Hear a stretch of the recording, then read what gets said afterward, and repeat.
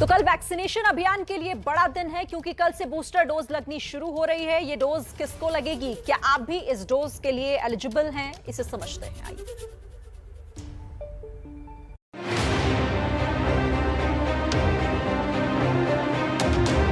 Precaution की दृष्टि से सरकार ने निर्णय लिया है कि हेल्थ केयर और फ्रंटलाइन वर्कर्स को वैक्सीन की प्रिकॉशन डोज भी प्रारंभ की जाए। इसकी शुरुआत 2022 में 10 जनवरी सोमवार के दिन से की जाएगी। हिंदुस्तान के वैक्सीनेशन अभियान में एक नया मील का पत्थर शामिल होने वाला है। ये मील का पत्थर है वैक्सीन की बूस्टर डोज, जिसका काउंटडाउन शुरू हो चुका है। सबसे पहले ये समझिए कि आखिर कल से किस किस को लगेगी बूस्टर डोज।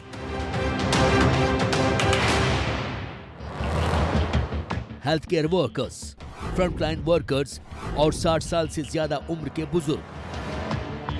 अब ये भी समझ लीजिए कि आखिर हेल्थ केयर वर्कर्स में कौन कौन शामिल हैं। हेल्थ केयर वर्कर्स की संख्या 1 करोड़ है। इसमें डॉक्टर्स, नर्स, हॉस्पिटल स्टाफ, आशा वर्कर्स और आंगनबाड़ी वर्कर्स आते हैं।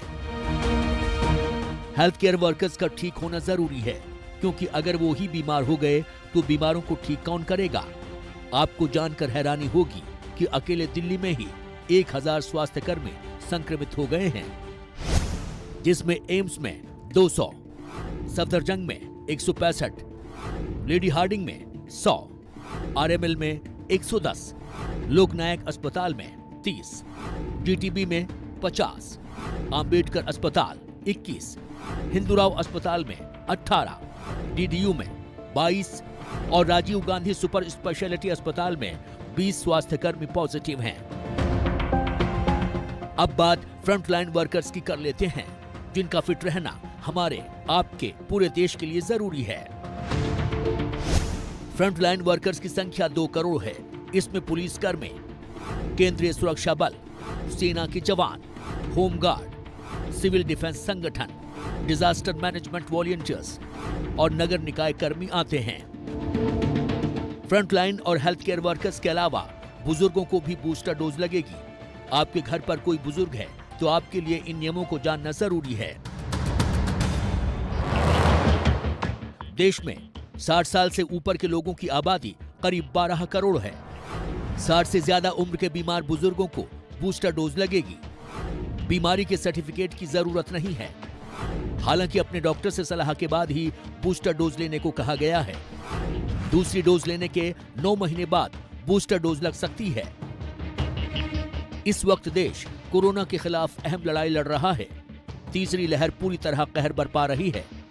उम्मीद है बूस्टर डोज से वायरस के खिलाफ जंग मजबूती से लड़ी जाएगी और हम कोरोना के खिलाफ इस बार भी जीतेंगे।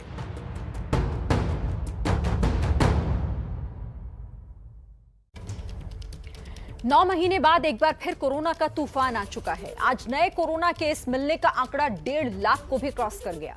ये एक दिन में मिलने वाली कोरोना संक्रमितों की सबसे बड़ी संख्या है।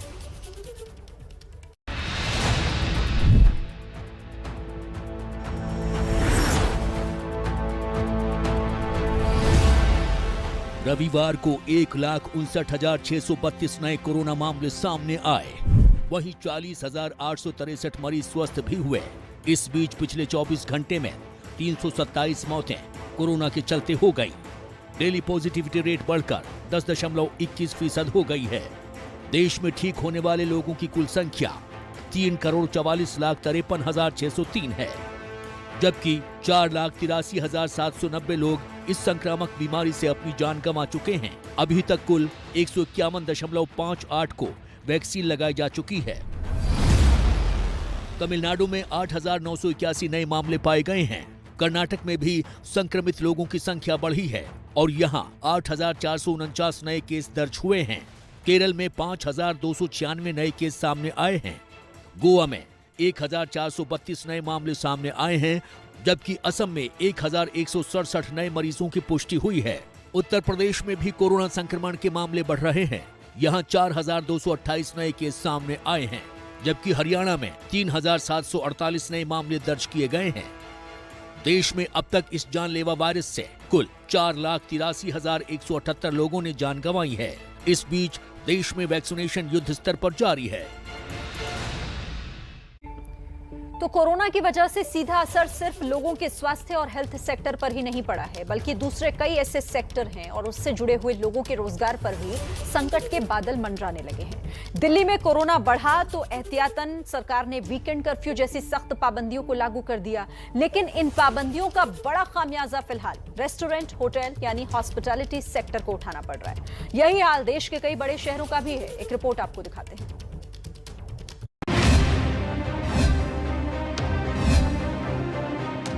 कोरोना की तीसरी लहर के चलते सिर्फ स्वास्थ्य सेवाएं ही नहीं बल्कि लोगों के रोजगार पर भी संकट के बादल मंडराने लगे हैं। लॉकडाउन के दौरान देश भर के होटल, रेस्टोरेंट भी बंद रहे और राजधानी दिल्ली में ही बीते 2 वर्ष में करीब 200 गेस्ट हाउस पूरी तरह बंद हो गए। एबीपी न्यूज ने देश के कुछ शहरों में होटल और रेस्टोरेंट चलाने वालों से बात की। कोरोना की तीसरी लहर के चलते राजधानी दिल्ली में वीकेंड कर्फ्यू लागू है। वीकेंड जो रेस्टोरेंट और होटलों की सबसे ज्यादा कमाई के दिन होते हैं। सबका डर यही है कि वो कोरोना से जुड़ी सारी सावधानियां बरत रहे हैं, लेकिन लॉकडाउन या कर्फ्यू के हालात में इस बार इनका धंधा उबर नहीं पाएगा।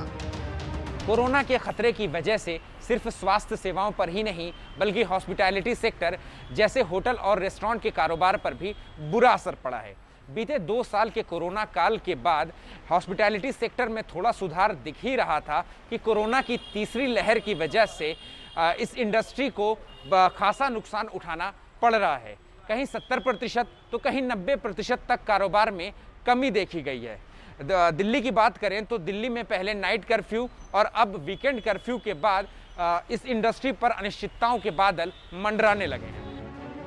होटल व्यवसाय से जुड़े लोग सवाल पूछ रहे हैं कि चुनावी रैलियां नहीं रुक रही तो हमारा धंधा क्यों रोक रहे हो। हमारा जो बिजनेस है वो 2 साल से बिल्कुल ही 90%, 99% थोड़ा सा अब उठा था, फिर से वो अब डाउन हो गया है। बहुत मुश्किल है क्योंकि सारा स्टाफ जो है बहुत पुराना है, उनके छोटे छोटे बच्चे हैं, वो कहाँ से सरवाइव करेंगे। रैलियां ख़त्म होनी चाहिए।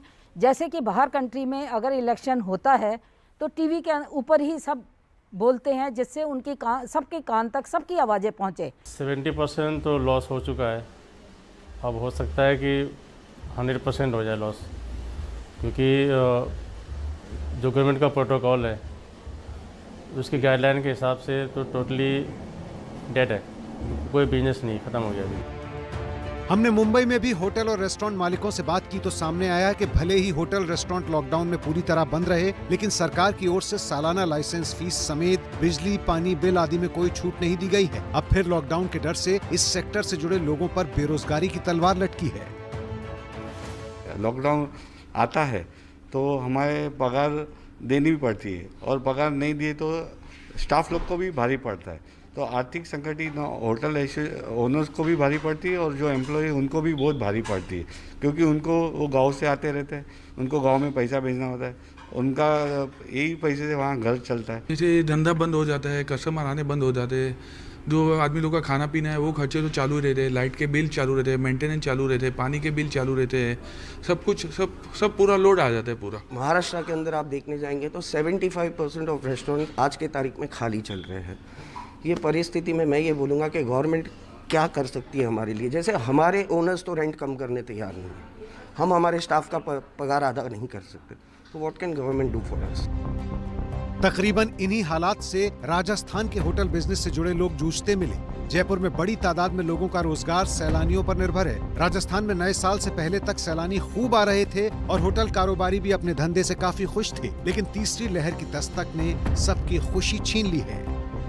सर, बुकिंग्स जो हमारे पास में आई थी जो जनवरी, फरवरी, मार्च की, क्योंकि सब लोग प्री बुक्ड कराते हैं, वेडिंग्स का सीजन था, सब कुछ ठीक पटरी पे आया था, लेकिन अनफॉर्चुनेट सडन अभी 31 के बाद से जो भी गवर्नमेंट डिसीजन हुए और जो भी सब कुछ हुआ उसकी वजह से we are just lag down again and again. सबके डेली के कॉल्स आ रहे हैं, सारी बुकिंग्स हमें कैंसिल करनी पड़ रही हैं।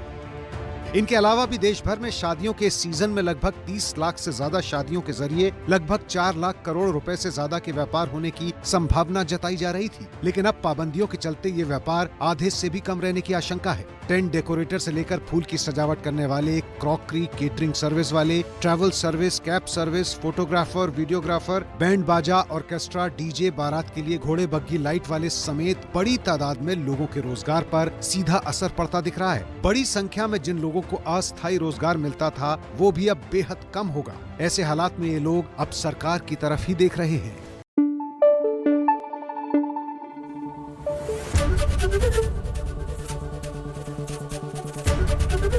एबीपी न्यूज आपको रखे आगे।